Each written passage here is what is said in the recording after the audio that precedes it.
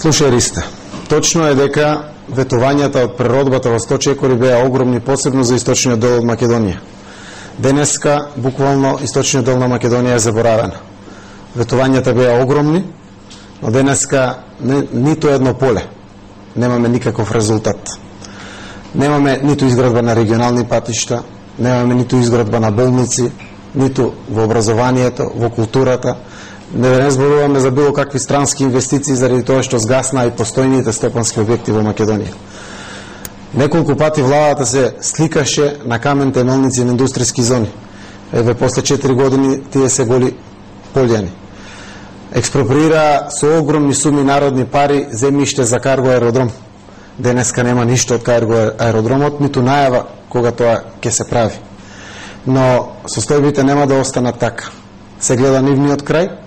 Јас сум од Источна Македонија. Јас работам во Источна Македонија и покажувам дела во Источна Македонија. Со нашиот тим од партијата знаеме дека треба многу да вложиме во Источна Македонија за да вратиме нашата доверба од сите граѓани од Источна Македонија.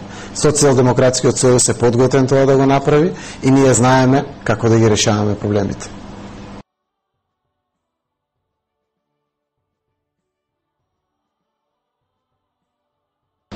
Искрено ти кажам, Весна, морам да признам дека малку ми е срам воопшто да коментирам таков говор со таква реторика, особено кога доаѓа од премиер на Република Македонија.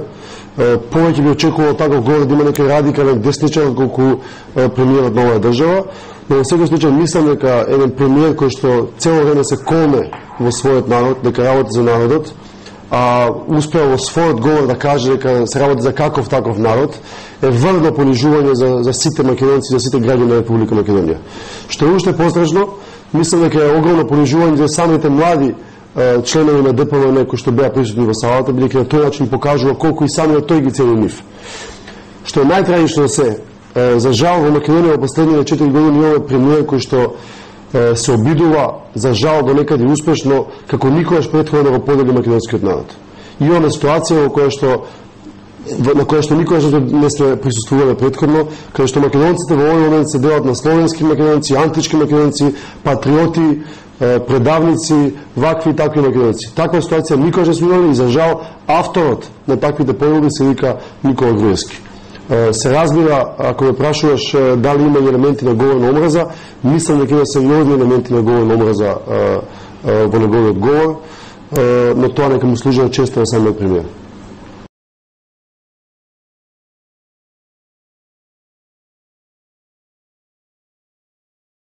Па сега вака, значи, решение за Македонија како партиска програма на Социјалдемократскиот сојуз на Македонија представува еден сериозен напор на бројни експерти од поодделни области, каде што сите заедно се обидавме да одговориме на оние прашања, оние проблеми кои што беа идентификувани како најголеми, вклучително и за областа на економијата. Програмата како таква има потенцијал да биде програма за владина економска програма и таа ќе биде владина економска програма во новата влада на Република Македонија, предводена од Социјалдемократскиот сојуз. Она што е битно е дека оваа програма која што на почетокот беше направена како концепцијска програма, ние во секојдневните контакти со граѓаните постојано ја унапредуваме.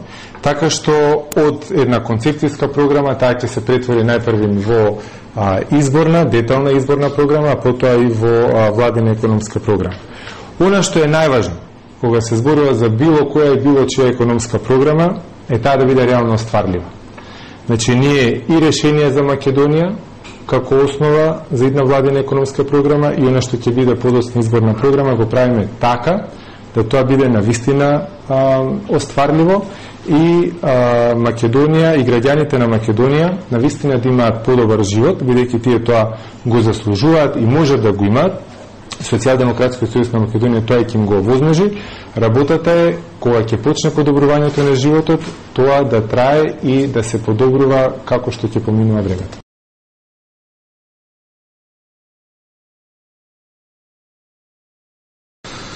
Како е можно? Наједноставниот одговор е дека на оваа власт, на Никола Груевски, граѓаните воопшто не му се битни. Не може поинаку да се протолкува фактот дека се трошат 200 милиони евра, народни пари, за изградба на споменици во центарот на Скопје, а во исто време имаме состојба на сиромаштија, состојба на немаштија, на невработеност, кај што граѓаните страдаат. Очигледно дека приоритетите кај оваа влада отсуствуваат и дека најважно од се е да се исполни хирот на водачот. Во исто време, ако тоа се надоврзе на 50-дневната партиска прослава, која многу потсеќа на еден севернокорејски тип на одбележување на роденденот на партијата, ќе ни стане јасно зошто пензионерите мора да лутаат од аптека во аптека за лекови, зошто училиштата се во распадната состојба, со кровови кои течат, со распаднати тоалети, децата наши ги праќаме во училишта кои ни оддалеку не одговараат на состојбите во Европа, и зошто патиштата се во полоша состојба од турско време, од отоманско време и наликуваат на крпени гаќи.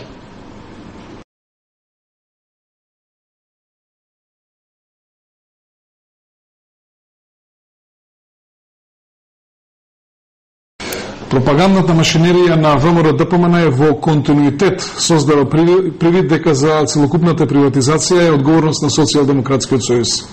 Фактите говорат следново. 46% од приватизацијата во 1992 година беше завршена по законот на Анте Марковиќ. Односно имавме предпријатија како што е Силекс и некои други предпријатија кои дури 100% беа приватизирани по тој закон, што значи се останато е приватизирано по законот кој што е донесен 1992 година и кој што го гласеле и советниците, односно пратениците на ВМРО-ДПМН. Оно што е најбитно е дека Социјалдемократскиот сојуз во ниту еден случај, во ниту една приватизација се нема инволвирано директно како влада, со давање дисконти, со насилно правење на превласти внатре во самото предпријатие, како што тоа се случуваше од 1998 до 2002 година. Дури 72 предпријатија се приватизирани со дисконт од 90 до 99%, како што е Лозар Битола, веројатно се сеќавате, како што е Декортекс Радовиш, Агроплот и така натаму.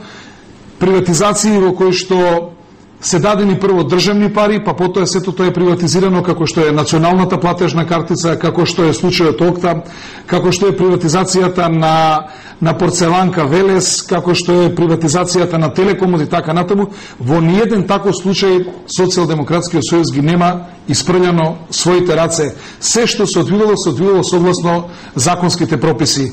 И она што е најбитно е да се каже дека најголемите отпуштања на работници ги има извршено токму ВМРО-ДПМН и директно со подписот на тогашниот министер за финансии, господинот Никола Груевски, во февруари месец 2002 година, со Фесал 2 аранжманот со кој што 34.450 работници останаа без работа и кој што потоа ние како влада моравме да ги рестартираме тие предпријатија. Тука се ЗИК Куманово, ЗИК Лозар Велес, тука се Топилница Велес, сите рудници во Македонија и многу други предпријатија.